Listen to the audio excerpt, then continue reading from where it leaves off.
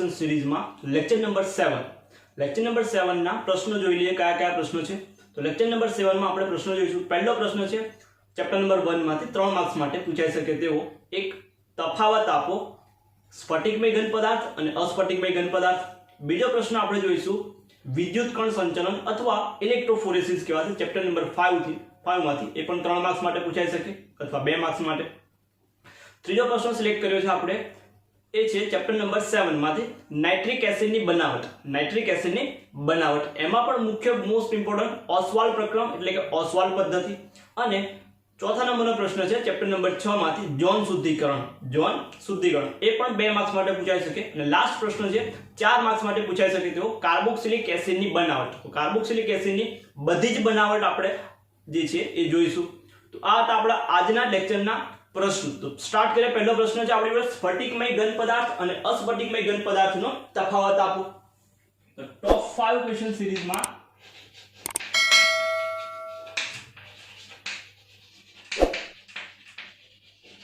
Lecture number 7 ने में पहलो प्रश्न है आपणी जोड़े तफावत स्फटिकमय घन पदार्थ અને અસ્ફટિકમય ઘન પદાર્થ।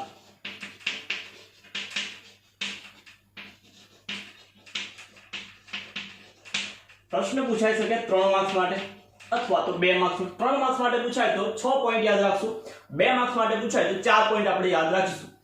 તો તફાવત આપણે જોવાનો છે। તો તફાવત માટે પહેલા દોરી નાખીએ ટેબલ આ બાજુ સ્ફટિકમય ઘન પદાર્થ અને આ બાજુ લઈશું આપણે અસ્ફટિકમય ઘન પદાર્થ। स्फटिकमय घन पदार्थ और अस्फटिकमय घन पदार्थ में આપણે તફાવત જોવાનો છે। તો પહેલો તફાવત યાદ રાખીશું એનો આકાર। સ્ફટિકમય ઘન પદાર્થમાં આકાર પહેલો જ તો યાદ રાખીશું નિયમિત અને ચોક્કસ ભૌમિતિક આકાર।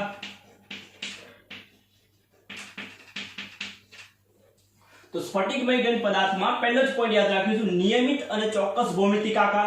अस्फटिकमय पदार्थ में एना करता ऊंधू लखीशु। तेनो आकार केवो हशे अनियमित भौमितिक आकार।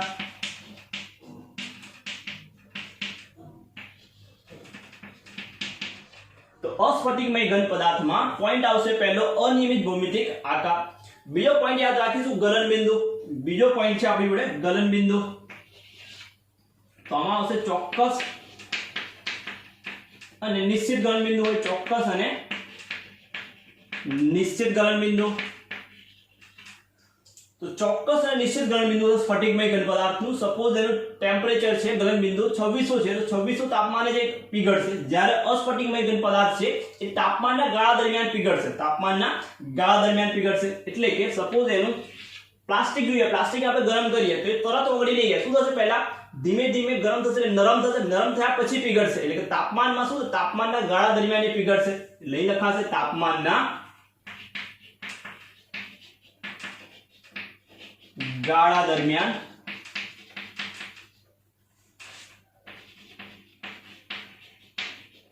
દરમિયાન પીગળે। તાપમાનના ગાળા દરમિયાન પીગળે।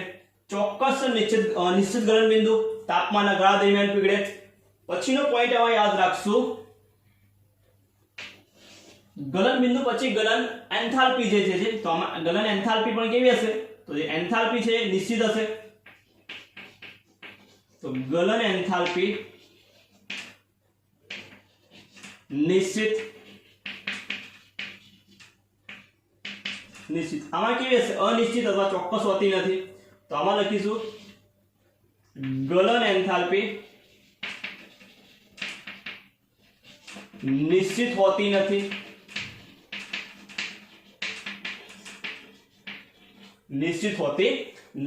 तो त्रीजो पॉइंट गलन बिंदु पछी त्रीजो पॉइंट गलन एंथाल्पी याद राखी लेवानुं। गलन एंथाल्पी निश्चित तो आमां निश्चित होती नहीं। साचा जे आ जे घन छे स्फटिकमय एने कहेवाय छे साचा घन। चौथो पॉइंट याद राखशुं અને સાચા ઘન કહેવાય છે સ્ફટિકમય ઘન પદાર્થ સાચા ઘન પદાર્થ તરીકે ઓળખાય છે, સાચા ઘન પદાર્થ તરીકે. જ્યારે અસ્ફટિકમય ઘન પદાર્થ છે જેને આપણે આભાસી ઘન અથવા તો અતિશય પ્રવાહીકૃત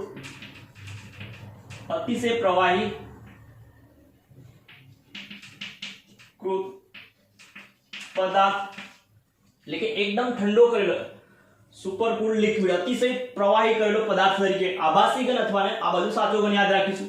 પાંચમો પોઈન્ટ યાદ રાખીશું,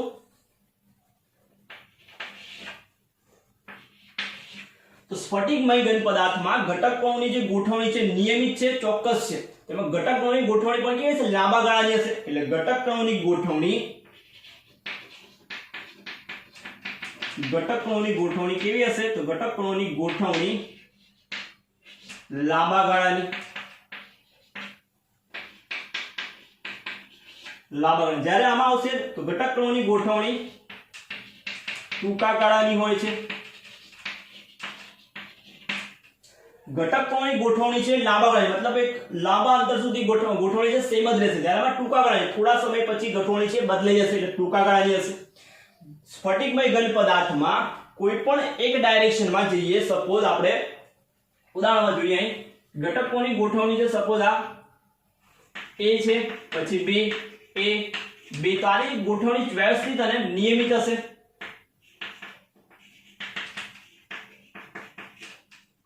તો આપણે સ્ફટિકમય ઘન પદાર્થમાં સપોઝ હું આ ડાયરેક્શનમાં જાઉં તો મને ખાલી એક જ કણ મળશે, તો ઘટક કણ હશે ખાલી A જ. એની જગ્યા પર હું આ ડાયરેક્શનમાં જાઉં તો મને મળશે AB, AB, AB. તો ઘટક કણો છે એ અલગ અલગ દિશામાં અલગ અલગ મળે છે. એનો મતલબ કે એના ભૌતિક ગુણધર્મો જે છે, વક્રી ભવનાંક છે, યાંત્રિક મજબૂતાઈ છે, એવા બધા ગુણધર્મો પણ અલગ અલગ દિશામાં અલગ અલગ મળશે. કયા પદાર્થમાં? સ્ફટિકમય ઘન પદાર્થમાં. તો સ્ફટિકમય ઘન પદાર્થમાં જુદી જુદી દિશામાં જતા ભૌતિક ગુણધર્મો છે એ ભૌતિક ગુણધર્મો જુદા જુદા પડે છે, માટે એને કેવો ઘન પદાર્થ કહેવાશે? વિષમદેશિક ઘન પદાર્થ કહેવાશે. તેને એનઆઇસોટ્રોપિક કહીશું, વિષમદેશિક ઘન પદાર્થ. છઠ્ઠો પોઈન્ટ એમાં યાદ રાખશું, સ્ફટિકમય ઘન પદાર્થ વિષમદેશિક. તો વિષમદેશિક શું હશે? તો જુદી જુદી દિશામાં ભૌતિક ગુણધર્મો જુદા જુદા. તો જુદી જુદી દિશામાં એના ભૌતિક ગુણધર્મો છે, વક્રી ભવનાંક, યાંત્રિક મજબૂતાઈ, એ જુદી જુદી દિશામાં કેવા મળે છે? જુદા જુદા મળે છે. તો એને કહેવાશે વિષમદેશિક. આ જ વસ્તુ અસ્ફટિકમય ઘન પદાર્થમાં જઈએ તો અસ્ફટિકમય ઘન પદાર્થની ગોઠવણી જોઈએ આપણે. તો એમાં ગોઠવણીમાં કંઈક આ પ્રકારની AB, A પાછો B, B, A તો B, A, B. તો આવી ગોઠવણી ફિક્સ છે. કોઈ પણ ડાયરેક્શનમાં જાઓ તો કોઈ પણ ઘટક તમને મળી જશે, માટે એમાં કોઈ પણ દિશામાં જતા ભૌતિક ગુણધર્મો કેવા મળે છે? સમાન મળે છે, માટે એને સમદેશિક કહેવાશે. એટલે લખીશું એનો પોઈન્ટ કે અસ્ફટિકમય ઘન પદાર્થમાં જુદી જુદી દિશામાં જતા જુદા જુદા ભૌતિક ગુણધર્મો છે એ સમાન મળે છે, માટે એને સમદેશિક કહેવાશે. એટલે આમાં છઠ્ઠો પોઈન્ટ બનશે, અસ્ફટિકમય ઘન પદાર્થ સ્વભાવે સમદેશિક છે. સમદેશિક છે એનો મતલબ કે જુદી જુદી દિશામાં ભૌતિક ગુણધર્મો સમાન મળે છે. તો 6 પોઈન્ટ આપણે એના યાદ રાખવાના, 6 પોઈન્ટ લખી નાખ્યા. તો સાતમો પોઈન્ટ જોઈ લઈએ આપણે.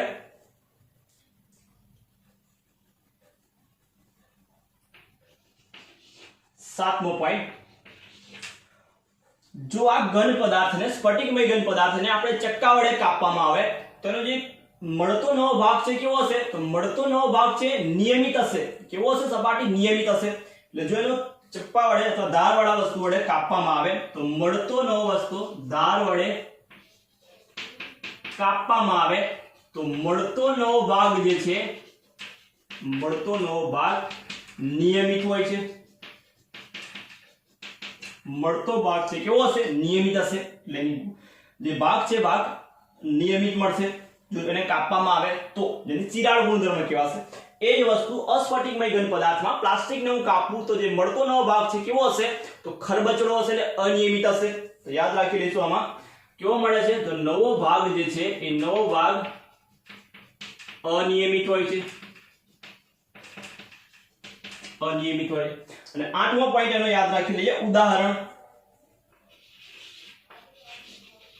તો આમાં ઉદાહરણ યાદ રાખશું NaCl અને KCl આમાં યાદ રાખી લઈશું રબર પ્લાસ્ટિક અને કાચ તો આ છે એના 3 માર્ક્સ માટે 6 પોઈન્ટ આમાંથી કોઈ પણ યાદ રાખી લેવાના 2 માર્ક્સ માટે 4 આપણે અહીંયા 8 પોઈન્ટ લખેલા છે પહેલો આકાર નિયમિત અને ચોક્કસ ભૌમિતિક આકાર આમાં અનિયમિત આકાર ગલન બિંદુ ચોક્કસ આમાં તાપમાનના ગાળા દરમિયાન પીગળે એન્થાલ્પી પણ નિશ્ચિત તો આમાં નિશ્ચિત હોતી નથી પછી સાચા ઘન આભાસી અથવા અતિશય પ્રવાહી અતિશય પ્રવાહી પછી ઘટકોની ગોઠવણી લાંબા ગાળાની ટૂંકા ગાળાની હોય છે વિષમદેશિક અને વિષમદેશિક જુદી જુદી દિશામાં ભૌતિક ગુણધર્મો ક્યાં મળે છે જુદા જુદા વિષમદેશિક જુદી જુદી દિશામાં ભૌતિક ગુણધર્મો સમાન મળે સમદેશિક પછી ધાર વડે કાપવામાં આવે તો નવો ભાગ છે નિયમિત આકાર વાળો હશે આમાં અનિયમિત મળશે ઉદાહરણ NaCl KCl આમાં ઉદાહરણ રબર પ્લાસ્ટિક અને કાચ તો આ તો આપણો સ્ફટિકમય ઘન પદાર્થ અને અસ્ફટિકમય ઘન પદાર્થ જે પૂછવાની શક્યતા સૌથી વધુ છે એવા પ્રશ્નનું સોલ્યુશન નેક્સ્ટ પ્રશ્ન છે આપણો વિદ્યુત કણ સંચલન 2 માર્ક્સ બીજા નંબર પ્રશ્ન વિદ્યુત કણ સંચલન જેને આપણે ઇલેક્ટ્રોફોરેસિસ કહીએ છીએ ઇલેક્ટ્રોફોરેસિસ કહેવાશે ઇલેક્ટ્રોફોરેસિસ હવે ઇલેક્ટ્રોફોરેસિસ અથવા વિદ્યુત કણ સંચલન 2 માર્ક્સ માટે અથવા 3 માર્ક્સ માટે પૂછાઈ શકે એવો પ્રશ્ન છે 2 માર્ક્સ માટે અથવા તો 3 માર્ક્સ માટે ચેપ્ટર નંબર જે છે એ 5મામાંથી આપણે પ્રશ્ન લીધો છે તો વિદ્યુત કણ સંચલન અથવા ફોરેસિસ આ પ્રયોગ કોના માટે વપરાશે તો પહેલા તો આ પ્રયોગ જે છે પ્રયોગ કલિલ કણોના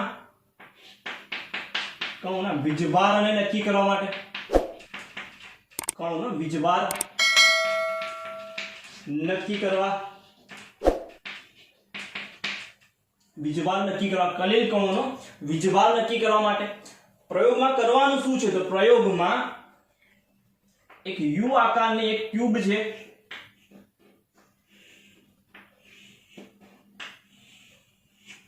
આ રીતે ટ્યુબ જે છે ટ્યુબમાં કલિલ દ્રાવણ જે છે કલિલ દ્રાવણ ભરી દેવામાં આવશે આ રીતે અને એમાં ઇલેક્ટ્રોડ મૂકેલો હશે આ બાજુ હશે કેથોડ અને આ બાજુ જે પ્લસ છે જેને આપણે એનોડ કહીશું તો આ રીતે એને કનેક્ટ કરી અને વિદ્યુત ધ્રુવ ભરેલું હશે અને ટ્યુબ જેવું હશે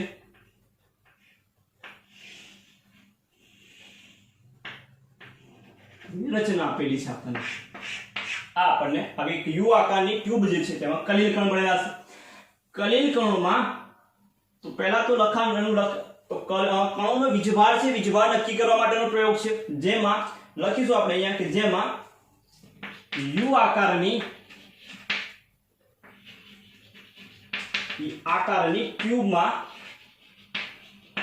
યુ આકારની ટ્યુબમાં સોલ એટલે કે કલિલ કણને સોલને ભરી તેમાં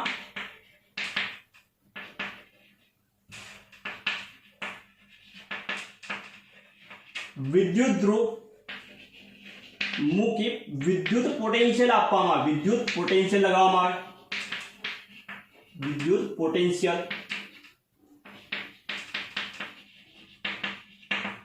પોટેન્શિયલ લગાવવામાં આવે છે તો યુ આકારની એક ટ્યુબ છે ટ્યુબમાં સોલ ભરી બંને વિદ્યુત ધ્રુવ મૂકી અને વિદ્યુત પોટેન્શિયલ લગાવવામાં આવે છે જેમાં થશે શું તો અહીંયા થશે તો કણો છે કલિલ કણો એ કલિલ કણો વિદ્યુત ધ્રુવ પોટેન્શિયલની અસર હેઠળ પોટેન્શિયલની અસર હેઠળ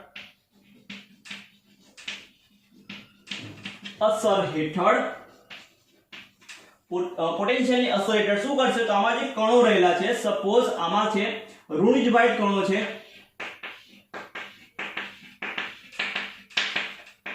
તો આ ઋણ કણો છે એ આ ધ્રુવ છે, ધ્રુવ પર શું થશે? તો ધ્રુવ પર બધા ચોંટી જશે, એટલે કે વિરુદ્ધ વીજભાર વાળા વિદ્યુત ધ્રુવ તરફ આકર્ષણ પામશે, એટલે કે કણો છે એ વિદ્યુત ધ્રુવ પોટેન્શિયલની અસર હેઠળ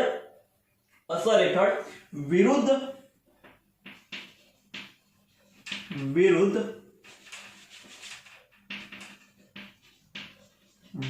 વીજભાર વાળા વિદ્યુત ધ્રુવ તરફ આકર્ષણ પામે છે,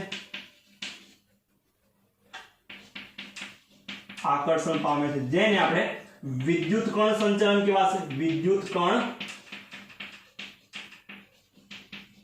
સંચલન.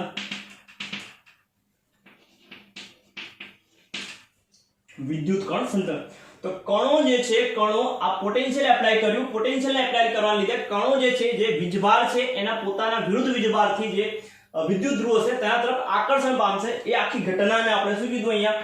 વિદ્યુત કણ સંચલન અથવા તો ઇલેક્ટ્રોફોરેસિસ કહેવાશે. એટલે કે ધન વીજભાર વાળા છે, ધનભારિત કણ જે છે એ કોની બાજુ આકર્ષણ પામશે? ધનભાર વાળા છે એ એનોડ તરફ, ધનભાર વાળા છે કેથોડ તરફ આકર્ષણ પામશે, એટલે કે કેથોડ તરફ. અને જો કણ ઋણભારિત હશે, ઋણભારિત કણ હશે તો ઋણભારિત કણ છે એ એનોડ તરફ આકર્ષણ પામશે, કેમ કે એનોડ પોઝિટિવ છે, તો એનોડ તરફ આકર્ષણ પામે છે. તો ઋણભારિત તરીકે કેથોડ જે છે, ધનભારિત કેથોડ તરફ અને ઋણભારિત જે કણ છે એનોડ તરફ આકર્ષણ પામે છે. હવે આ ગતિ છે, ગતિને હું કોઈક રીતે રોકી લઉં, કણોની ગતિ છે, કણોની ગતિ રોકી લેવામાં આવે તો કણોની ગતિ રોકાઈ જશે. તેમાં રહેલું જે માધ્યમ છે એ માધ્યમ આવે આગળ વધશે, તેને વિદ્યુત અભિસરણ કહેવાશે. શું થશે? જો આ કણોની ગતિ છે, સપોઝ આપણે આ કણોની ગતિને રોકી લઈએ, કણોની ગતિ કોઈક રીતે આપણે રોકી લઈએ, કોઈક રીતે અટકાવવામાં આવે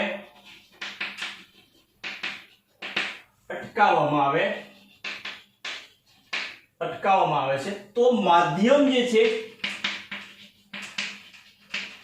માધ્યમ આકર્ષણ પામે છે.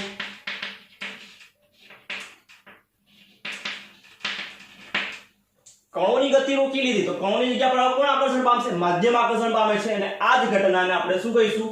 આકર્ષણ પામે છે, જેને વિદ્યુત અભિસરણ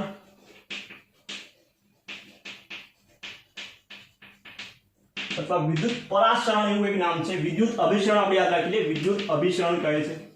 તો આ તો આપણું ઇલેક્ટ્રોફોરેસિસ અથવા વિદ્યુત કણ સંચલન. લખવાનું શું છે? તો કલીલ કણોના વીજભાર નક્કી કરવા માટેનો પ્રયોગ છે. નક્કી કરવા કયો? ઇલેક્ટ્રોફોરેસિસ અથવા વિદ્યુત કણ સંચલન. એમાં આકૃતિ આ રીતે એક દોરેલી છે કે યુ આકારની ટ્યુબમાં સોલ એટલે કે કલીલને ભરી તેમાં વિદ્યુત ધ્રુવ લગાડી વિદ્યુત પોટેન્શિયલ લગાવવામાં આવે છે. તો વિદ્યુત ધ્રુવ પોટેન્શિયલની અસર હેઠળ જે કણો છે, કણો પોતાનાથી વિરુદ્ધ વીજભાર વાળા વિદ્યુત ધ્રુવ તરફ આકર્ષણ પામે છે, જેને વિદ્યુત કણ સંચલન અથવા ઇલેક્ટ્રોફોરેસિસ કહીશું. કણો છે જો ધનભારિત હશે તો કેથોડ તરફ અને ઋણભારિત હશે તો એનોડ તરફ. કેમ કે કેથોડ છે નેગેટિવ, એનોડ છે પોઝિટિવ, તો પોઝિટિવ બાજુ ઋણભારિત વાળા આકર્ષણ પામશે. નેગેટિવ છે તો એમાં કયા આવશે? તો નેગેટિવ છે એનો મતલબ પોઝિટિવ ધન વીજભારિત વાળા કણો આકર્ષણ પામશે. આ કણોની જો ગતિને આપણે કોઈક રીતે રોકી લઈએ તો કણોની જગ્યા પર કોણ આકર્ષણ પામશે? તો માધ્યમ જે છે, પરિક્ષેપણ માધ્યમ, એ માધ્યમ આકર્ષણ પામે છે, જેને આપણે વિદ્યુત અભિસરણ અથવા વિદ્યુત પરાસરણ તરીકે ઓળખીશું. તો આ તો આપણો પ્રશ્ન વિદ્યુત કણ સંચલન અથવા ઇલેક્ટ્રોફોરેસિસ. આટલી વસ્તુ છે લખવાની તમારે. પછીનો નેક્સ્ટ પ્રશ્ન છે આપણો ચેપ્ટર નંબર 6 માંથી 3rd નંબરનો કે ઝોન શુદ્ધિકરણ સમજાવો.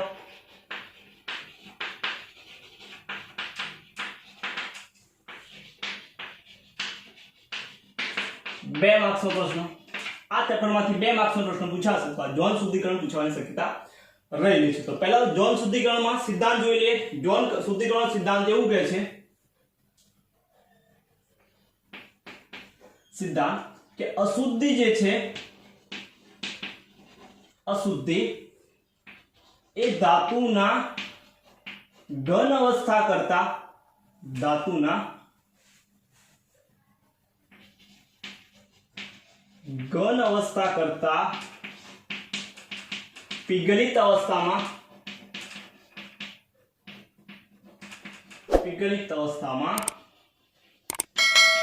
વધારે સ્થાયી છે।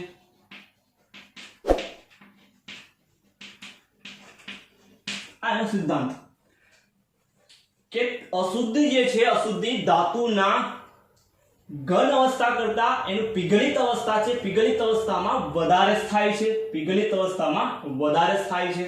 ઘન અવસ્થા કરતા ધાતુમાં ઘન અવસ્થા કરતા પીગલિત અવસ્થામાં વધારે સ્થાયી છે। તો શું કરશે પીગલિત અવસ્થા? તો એના માટે એક ઇન્સ્ટ્રુમેન્ટ જે છે, સાધન જે છે, તો આ રીતનું એક સાધન જે છે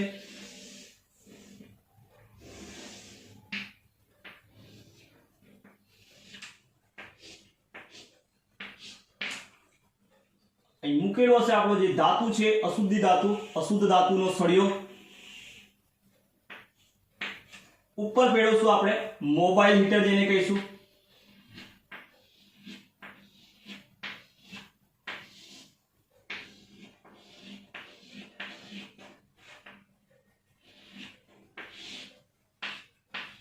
મોબાઈલ હીટર અહીંયા છે નિષ્ક્રિય વાયુનું વાતાવરણ, ઉમદા વાયુનું, ઉમદા।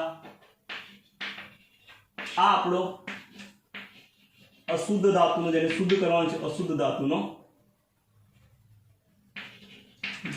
સળિયો, ને આને કહી દઈશું આપણે મોબાઈલ હીટર।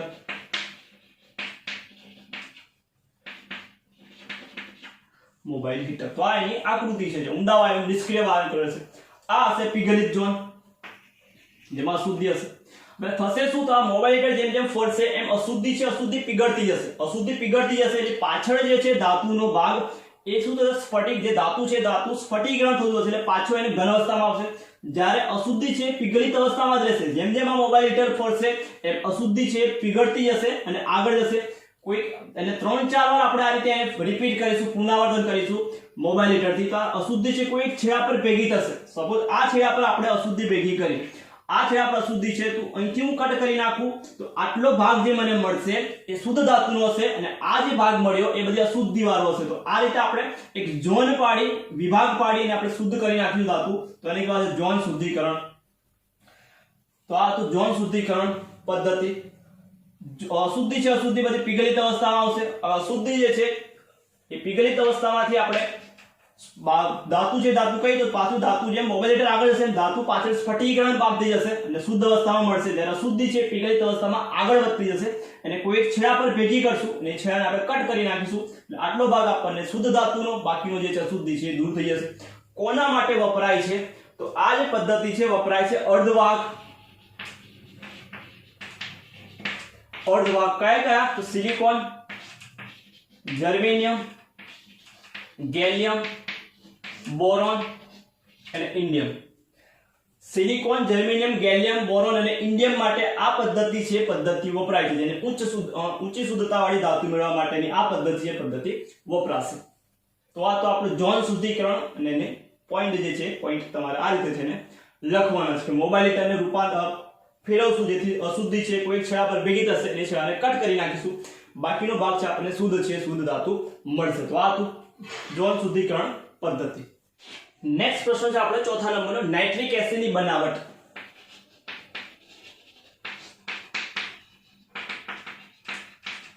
નાઇટ્રિક એસિડની બનાવટ એટલે કે HNO3 ની બનાવટ। તો નાઇટ્રિક એસિડની બનાવટ જે છે ચેપ્ટર નંબર 7 માંથી આપણે લીધો છે। તો પ્રશ્નમાં તો બનાવટમાં પહેલી પદ્ધતિ છે પ્રયોગશાળામાં।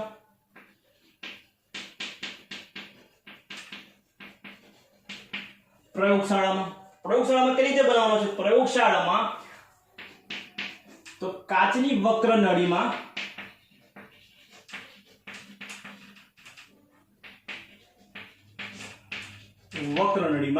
પોટેશિયમ નાઇટ્રેટ એટલે કે KNO3 અથવા તો સોડિયમ નાઇટ્રેટ એટલે કે NaNO3 ને સાંદ્ર H2SO4 સાથે ગરમ કરવાનું છે। સાંદ્ર H2SO4 સાથે ગરમ કરતા આપણને HNO3 છે મળશે। KNO3 અથવા NaNO3 સોડિયમ નાઇટ્રેટ અથવા પોટેશિયમ નાઇટ્રેટને સાંદ્ર સલ્ફ્યુરિક એસિડ સાથે ગરમ કરતા નાઇટ્રિક એસિડ આપણને નિપજ તરીકે મળશે. સમીકરણ જોઈ લઈએ એનું. તો KNO3 લઈએ પહેલા સપોઝ, તો KNO3 પ્લસ H2SO4 સાથે પ્રક્રિયા કરીએ તો એને ગરમ કરતા શું બનશે? તો HNO3, અહીંથી H ગયો જોઈએ કે H બાકી રહ્યો એટલે K જોડી દઈએ, KHSO4 potassium hydrogen sulphate KHSO4, અથવા તો KNO3 ની જગ્યા પર NaNO3 લઈ લઈએ, પ્રક્રિયા કરીએ સાંદ્ર સલ્ફ્યુરિક એસિડ સાથે ગરમ કરતા તો નિપજમાં મળશે શું? તો HNO3 લખી નાખવાનું. બાકી શું રહ્યું? તો અહીંથી Na ગયું, અહીંથી એક H ગયો તો બાકી શું રહ્યું? તો Na રહ્યો અહીંથી, અને HSO4 આપણે જે બાકી રહ્યું લખી નાખ્યું તો NH, તો આ મળી ગયું નાઇટ્રિક એસિડ. તો પ્રયોગશાળામાં કાચની નળીમાં, કાચની વક્ર નળીમાં પોટેશિયમ નાઇટ્રેટ અથવા તો સોડિયમ નાઇટ્રેટને સાંદ્ર સલ્ફ્યુરિક એસિડ સાથે ગરમ કરતા નાઇટ્રિક એસિડ આપણને જે છે નિપજમાં મળે છે. તો આ પ્રયોગશાળામાં પદ્ધતિ હતી. નેક્સ્ટ પદ્ધતિ છે એની ઓસ્વાલ્ડ પ્રક્રમ અથવા ઓસ્વાલ્ડ પદ્ધતિ.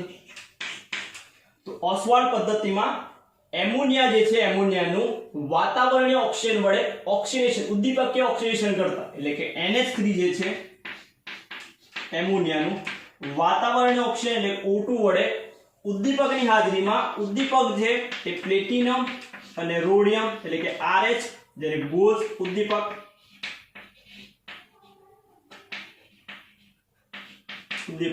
તાપમાન હશે 500 કેલ્વિન, દબાણ છે 9 બાર. એમોનિયાનું વાતાવરણીય ઓક્સિડેશન, વાતાવરણીય ઓક્સિજન વડે ઉદ્દીપકીય હાજરીમાં ઓક્સિડેશન થવાથી નિપજમાં મળે છે નાઇટ્રિક ઓક્સાઇડ અને પાણી એટલે કે H2O. પાણી અને H2O આ પહેલું સ્ટેપ છે. યાદ કરીને રાખશું, બેલેન્સ કરવાનું. તો 45 46 યાદ રાખવાનું. 45 46 એટલે આ બાજુ હશે 4 5 અને 4 અને 6, તો 45 46 આ મળ્યો નાઇટ્રિક ઓક્સાઇડ. પહેલું સ્ટેપ. પહેલા સ્ટેપમાં એમોનિયાનું વાતાવરણીય ઓક્સિજન વડે ઉદ્દીપકની હાજરીમાં ઓક્સિડેશન થવાથી નાઇટ્રિક એસિડ મળે છે.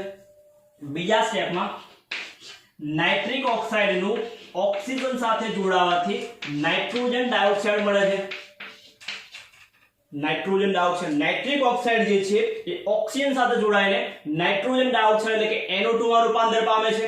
તો NO + O2 gives NO2. એમાં યાદ રાખશું 212, તો 2 1 અને 2 212. પહેલામાં 45 46 4 NH3 5 O2 4 NO અને 6 H2O. આમાં 212 યાદ રાખશું. 212 માં શું હશે? 2 NO 1 O2 અને 2 NO2 એટલે કે નાઇટ્રોજન ડાયોક્સાઇડ. તો આ બીજું સ્ટેપ થયું. ત્રીજા સ્ટેપમાં આ નાઇટ્રિક ઓક્સાઇડ જે નાઇટ્રોજન ડાયોક્સાઇડ NO2 જે છે એની પાણી સાથે પ્રક્રિયા થઈ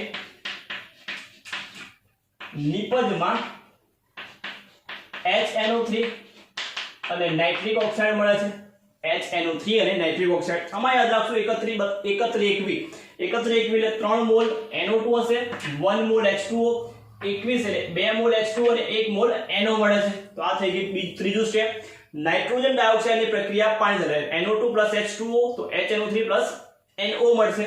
આ NO નો આપણે ફરી રિસાયકલ કરી પુનઃચક્રણ કરી ફરી ઉપયોગમાં લેવાશે. હવે આ HNO3 મળ્યું એનું નિસ્યંદન કરી, HNO3 નું નિસ્યંદન કરી અને 68% સાંદ્રતાવાળો HNO3 મળે છે. 68% સાંદ્રતાવાળો HNO3 મળે છે. હવે આ HNO3 નું જો H2SO4 વડે, સાંદ્ર H2SO4 વડે નિર્જલીકરણ કરી અને 98% સાંદ્રતા વાળો જે HNO3 આપણને મળશે. તો આ તો નાઇટ્રોજન એટલે કે નાઇટ્રિક એસિડની બનાવટ. 3 સ્ટેપ છે જેને ઓસ્વાલ્ડ પ્રોસેસ કહેવાશે.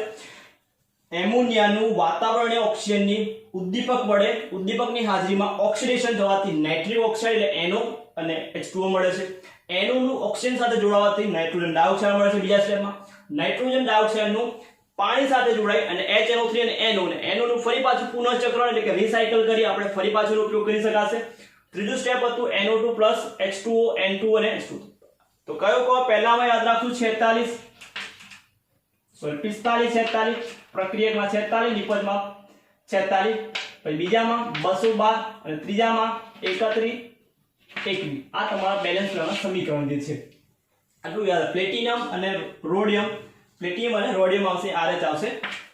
ગોઝ ઉદ્દીપક 500 કેલ્વિન તાપમાન 912 દબાણ છે. તો આ તો આપણે નાઇટ્રિક એસિડની બનાવટ પ્રયોગશાળામાં અને ઓસ્વાલ્ડ પદ્ધતિ જે મોસ્ટ ઇમ્પોર્ટન્ટ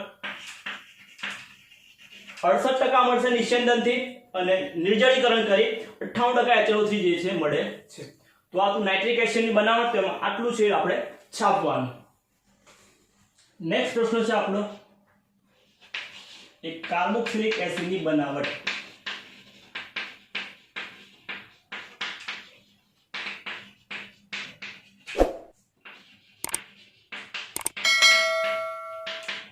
ચાર માર્ક્સ માટે પૂછાય છે કે બધી જ બનાવટ. તો પહેલું બનશે આલ્કોહોલમાંથી. પહેલી પ્રક્રિયા થશે એની આલ્કોહોલમાંથી, પ્રાથમિક આલ્કોહોલમાંથી.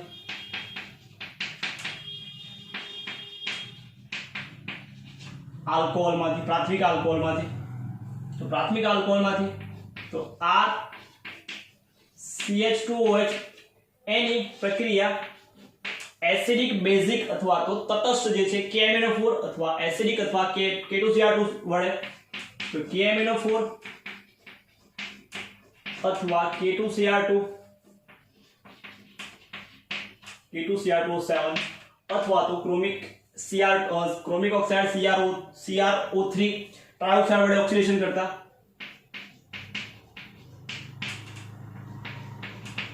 તો નિપજમાં મળશે આપણને અનુવર્તી કાર્બોક્સિલિક એસિડ COOH. તો આ થઈ ગયું પ્રાઇમરી આલ્કોહોલની બનાવટમાં ઓક્સિડેશન દ્વારા. બીજી એક પ્રક્રિયા છે CrO3 H2SO4 જેને જોન્સ પ્રક્રિયા કહેવાશે. MCQ માટે જોન્સ પ્રક્રિયક કહેવાશે. જોન્સ પ્રક્રિયક એનો ઉપયોગ આપણે લખીએ તો ડેકેન 1 ઓલ છે આપણી જોડે CH3 CH28 CH2OH છે. આ ડેકેન 1 ઓલ કહેવાશે આને ડેકેન 1 ઓલ. હવે એનું ઓક્સિડેશન કરીએ જોન્સ પ્રક્રિયક વડે CrO3 H2SO4 વડે તો નિપજમાં મળશે આપણને ડેકેનોઇક એસિડ એટલે કે CH3 CH28 COOH જેને ડેકેનોઇક એસિડ કહેવાશે. ડેકેનોઇક એસિડ. તો આલ્કોહોલમાંથી ઓક્સિડેશન દ્વારા મળશે નિપજ. આ બીજી નિપજ આપણે જોઈએ. બીજો છે એ આલ્ડીહાઇડમાંથી.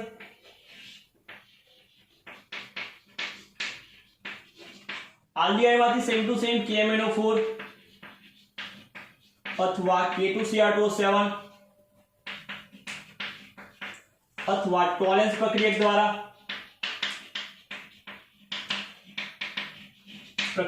કાર્બોક્સિલિક એસિડમાં આપણે અનુવર્તી કાર્બોક્સિલિક એસિડ જે છે મળશે. તો RCHO ઓક્સિડેશન કરીએ તો RCOOH એસિડ મળશે. તો એસિડની બીજી બનાવટ આલ્ડીહાઇડમાંથી એની બનાવટ અથવા ટોલેન્સ પ્રક્રિયા KMnO4 K2Cr2 અથવા તો જે છે લખાશે. બીજું છે ત્રીજી પ્રક્રિયા લખીએ એની આલ્કાઇલ બેન્ઝીનમાંથી.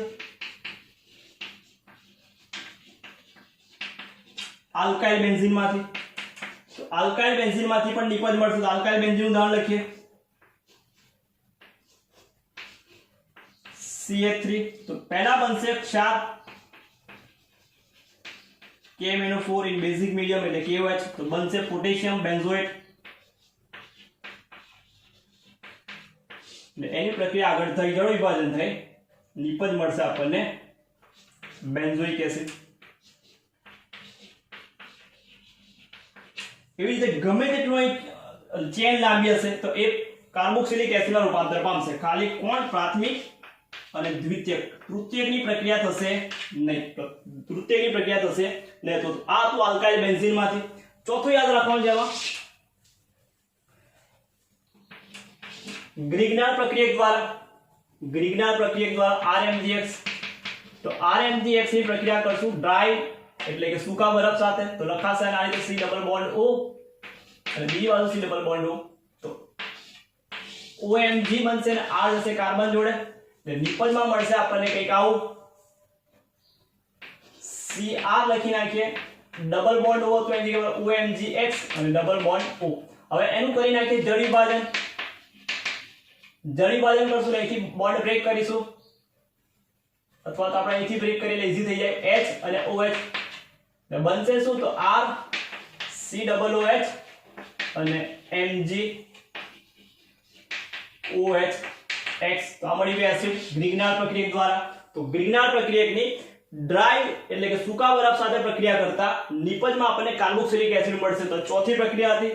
પાંચમી પ્રક્રિયા નાઇટ્રાઇલ અને એમાઇડ માંથી, નાઇટ્રાઇલ અને એમાઇડ માંથી સેમ ટુ સેમ પ્રક્રિયા છે. જો નાઇટ્રાઇલ નું આપણે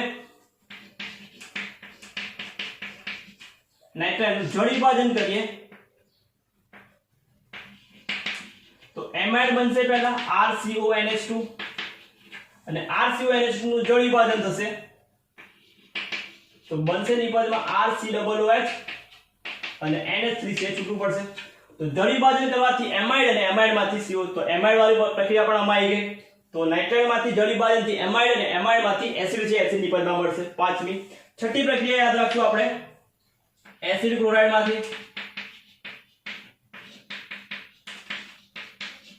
એસિડ ક્લોરાઇડ બંધારણ થાય RCOCl, એનું પ્રક્રિયા કરીને પાણી સાથે જળ વિભાજન કરશું, પાણી એસિડ ની હાજરીમાં અથવા જળ વિભાજન કરશું તો નિપજમાં મળશે RCOOH અને HCl છે છૂટું પડશે.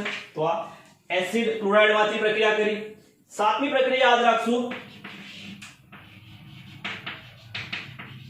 એસ્ટર માંથી, એસ્ટર નું સમીકરણ થાય RCOO R' જેનું જળ વિભાજન કરશું એસિડ ની હાજરીમાં તો નિપજમાં મળશે. આપણે અહીંથી બોન્ડ આપણે બ્રેક કરીશું એટલે R આ બાજુ નાખશું HOH અને આ બાજુ આવશે H એટલે બનશે શું, તો RCOOH પ્લસ R'OH. તો એક બાજુ આલ્કોહોલ અને બીજી નિપજ એસિડ છે આપણને મળશે. ક્યારે એસ્ટર નું જળ વિભાજન કરશું ત્યારે. છેલ્લી પ્રક્રિયા લખી લે આઠમું એનહાઇડ્રાઇડ માંથી,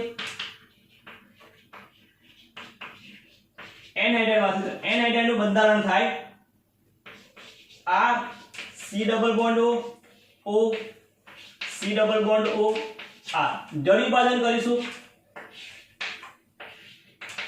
એટલે એક બાજુ નાખીશું H, બીજી બાજુ જશે OH તો મળશે 2 મોલ RCOOH.